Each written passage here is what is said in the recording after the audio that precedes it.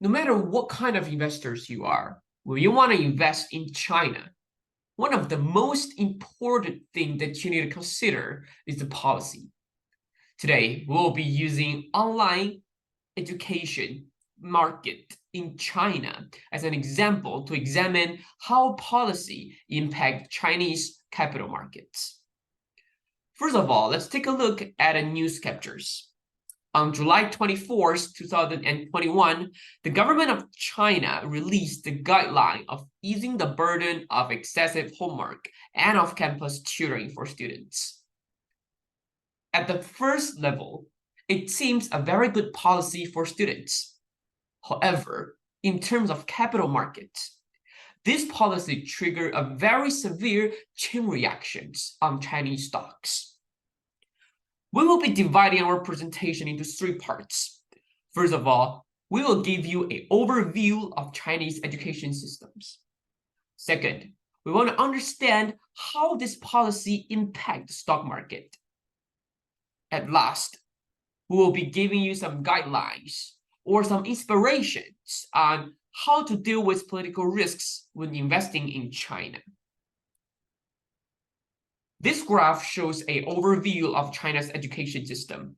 As you can see, there are two most important exams: upper secondary entrance exams and the university entrance exam. We call it 中考 and 高考.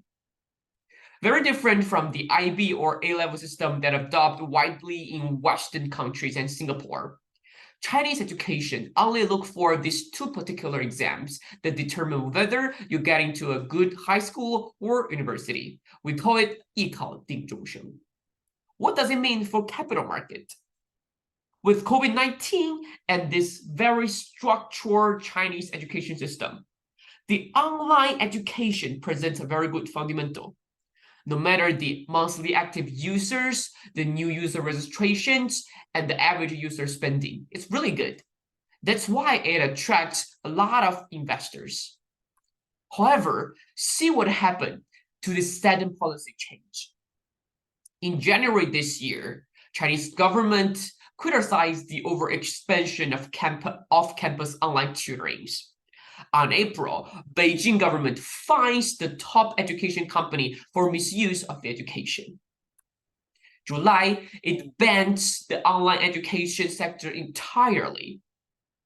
And November, one of the leading firms, New Oriental Education, Xingdongfang, announced that it will stop the K9 and K12 operations. Look at what happened on the stock markets.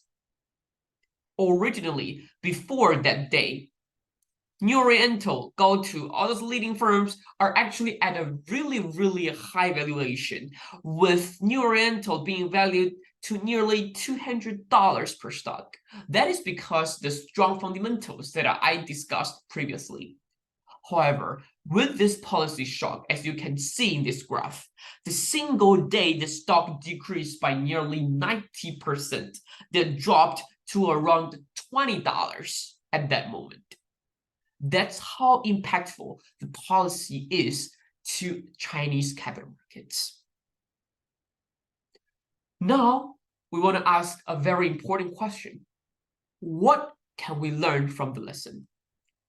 Well, we want to understand that unlike the other countries or unlike the other markets, in evaluating the investment opportunities, political risks is something that must be the first thing to consider. First of all, regulatory uncertainty. This shows a very good example. However, there are also other sectors, such as technology sectors, such as data privacies, such as investment transparencies. All those things need to be well taken care of. Geopolitical tensions, Chinese mainland with Taiwan region, China with United States, technology wars, semiconductor wars, and so on and so forth. Lastly, the state interventions and the investment in state-owned enterprise, we call it SOE, 国企, 央企. We need to be really cautious on the change of the structure of those companies. We come to the end of the presentation, and we hope everybody understands that how policy could impact China capital market.